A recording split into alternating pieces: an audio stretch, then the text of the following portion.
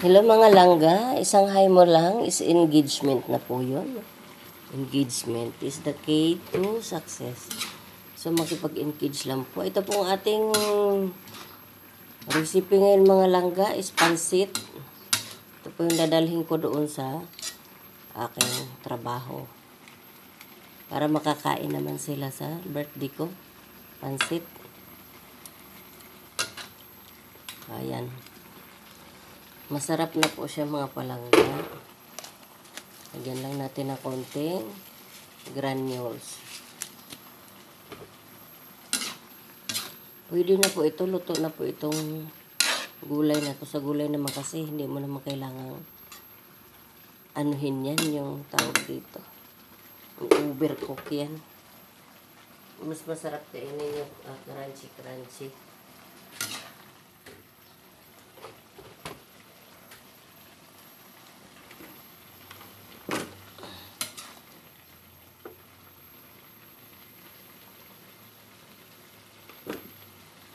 Tanggalin muna ito. Mamaya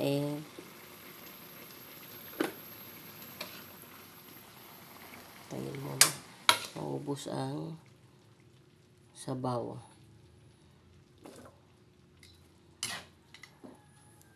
Ito lang mga langga.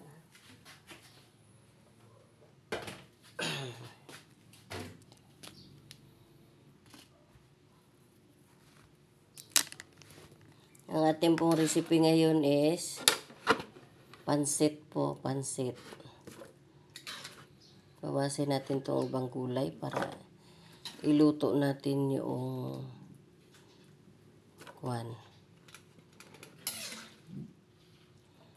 bihon. Mga palangga, magandang araw ng Lunes. Ito na po ang ating recipe ngayon.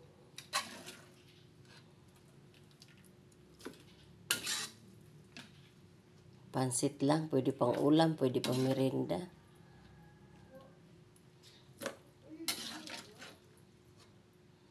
Pagod po ako kagabi palangga sa aking birthday celebration.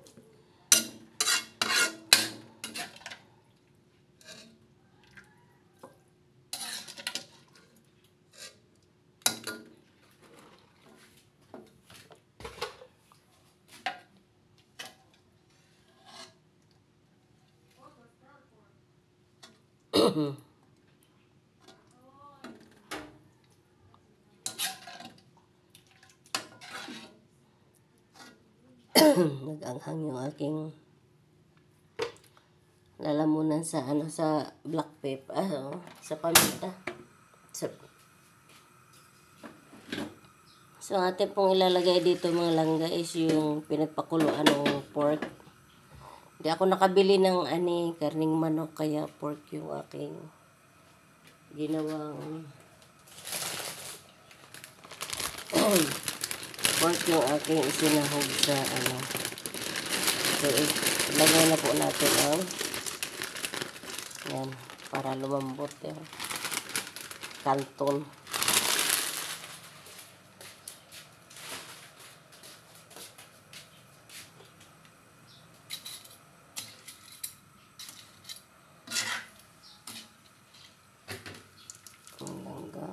Balik ta rin natin para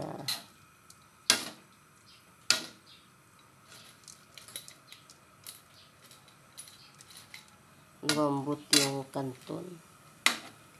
Pansit kanton saka pansit bihon. Pinaghalo. So palambutin muna itong mga palangga.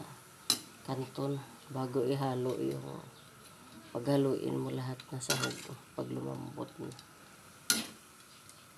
Maganda yung lutong-luto. So pagkatapos nito pong pag lumambot na to, is ito naman pong bihon. Ating palambutin.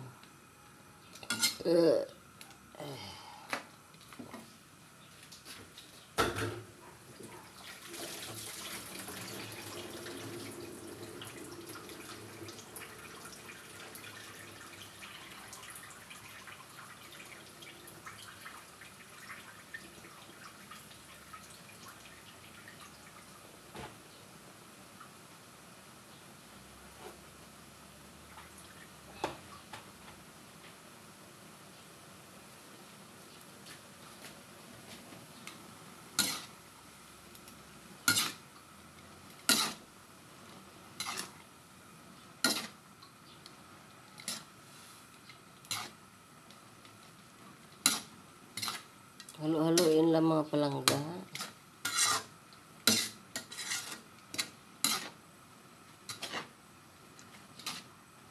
Halo-haloin lang hanggang sa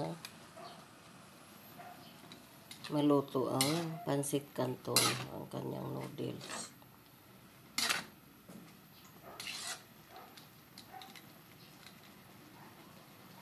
Titikman.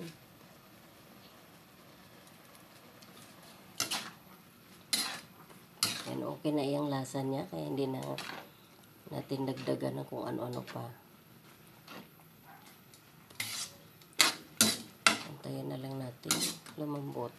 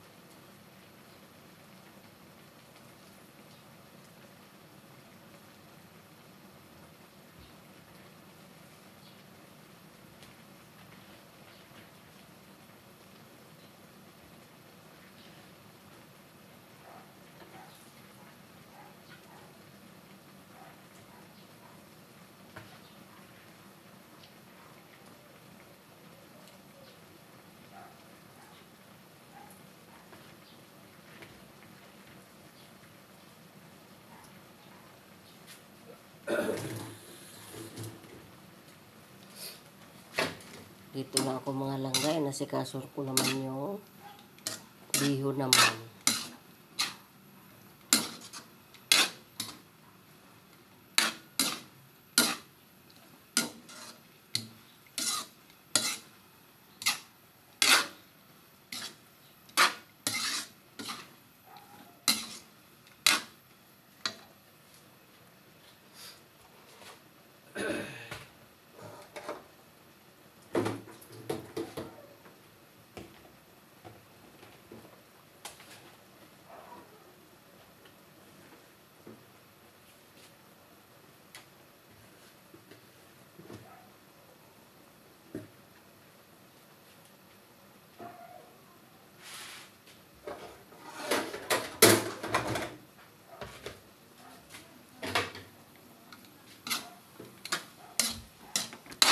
Patayin na natin at atin na namang pakuluan yung bihon.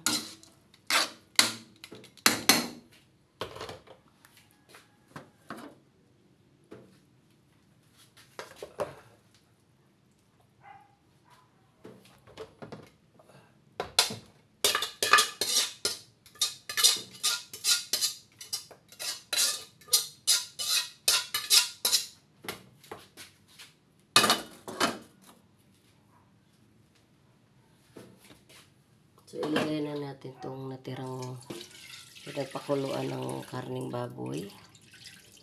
Wait lang, ating sasalain.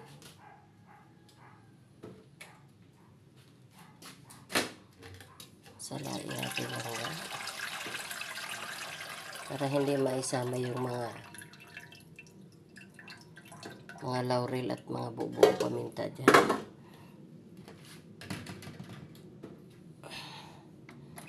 Ako yan. Oh. Ayan.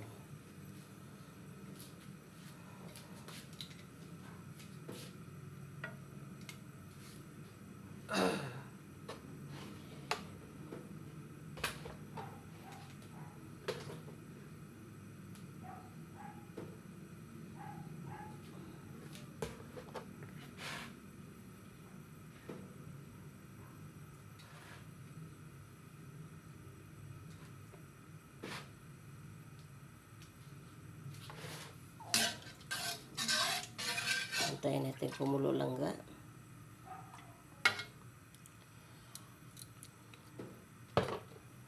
Tatabang.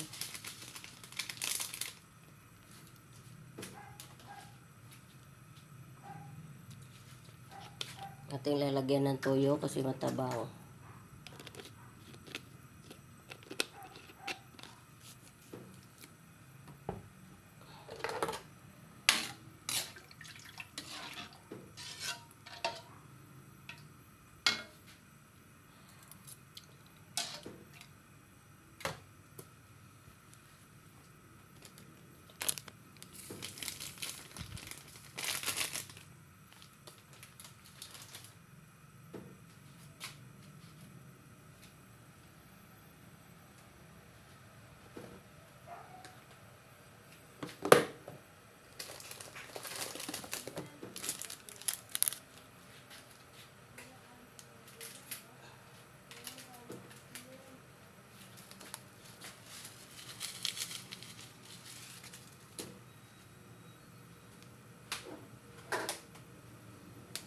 Atin nang ilagay ang bihon langga.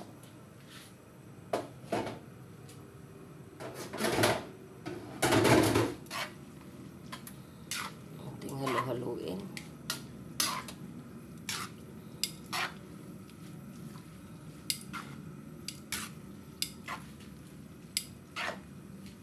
Ito po'y binabad na sa tubig ang bihon para malambot na malambot kasi matigas po yung bihon na iyon. Yung golden bihon. Yan naman, hindi naman nalalata ang bihon. Mas mabuti na yung luto kaysa hilaw.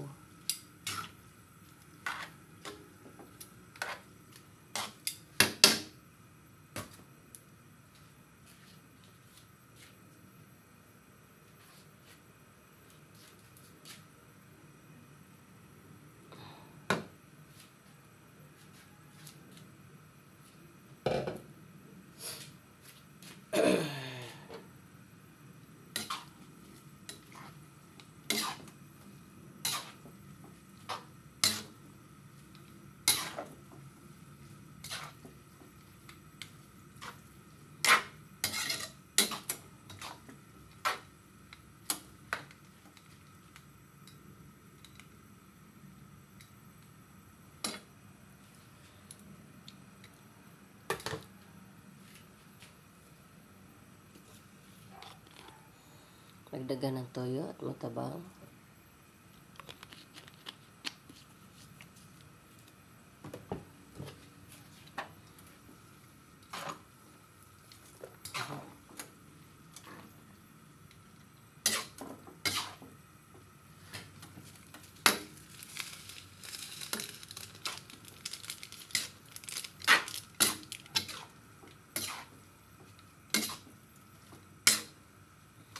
Halo-haloin lang mga langga.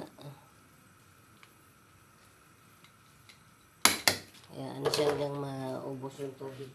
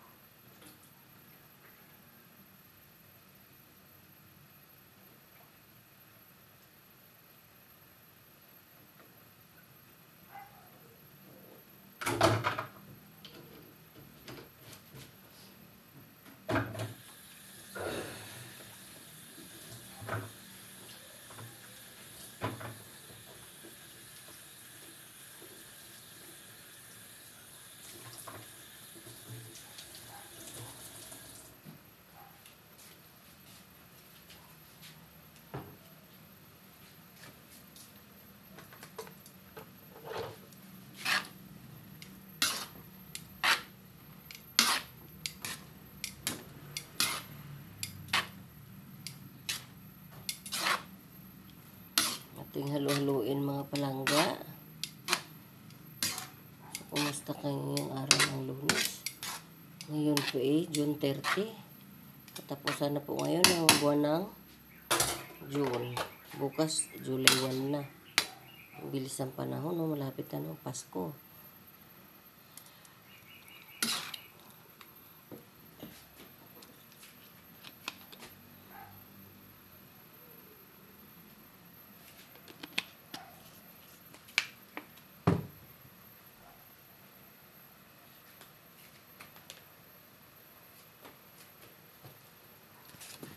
Mga palangga, sa pansit, pwede po tayo mag-add ng sugar dyan para pampa-balance na lasa po.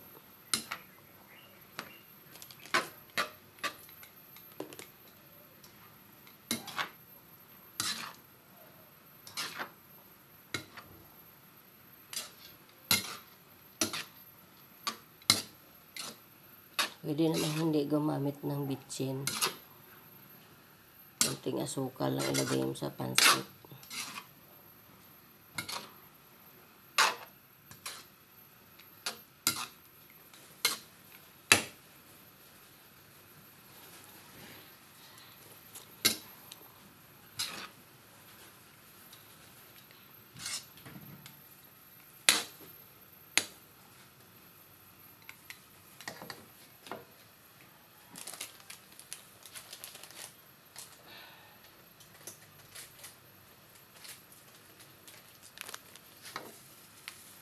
Trabaho po talaga ang kusina mga palangga kung mangungusina ka.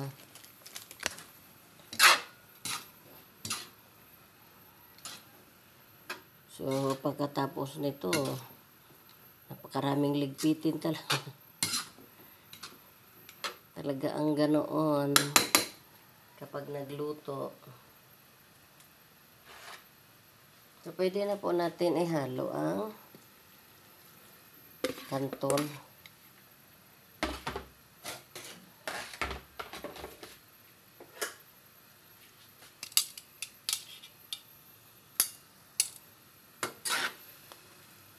Yan. Atin pong gaganituhin para mag-mix po siya.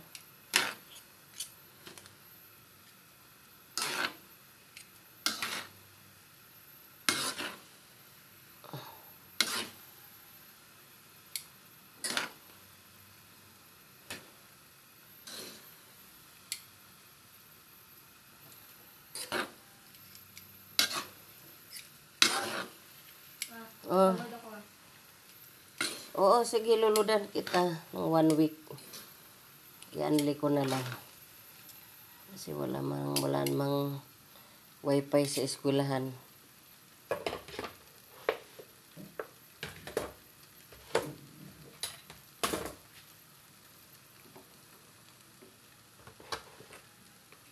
Kasi natin nang ilagay ang mga langga. Mga sahog.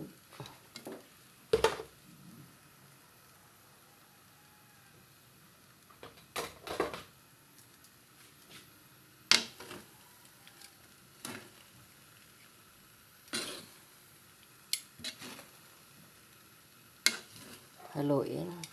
Mag-iwan na lang ng pang-garnish sa ibabaw. Pwede na po itong patayin. Kasi maubos maninikit po isa kawali.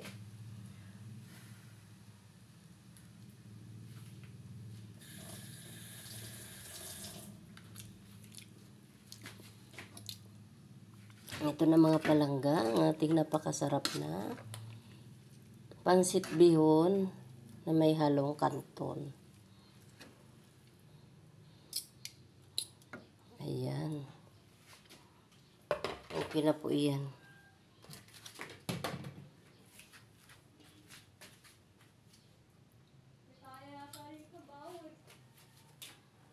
Ha?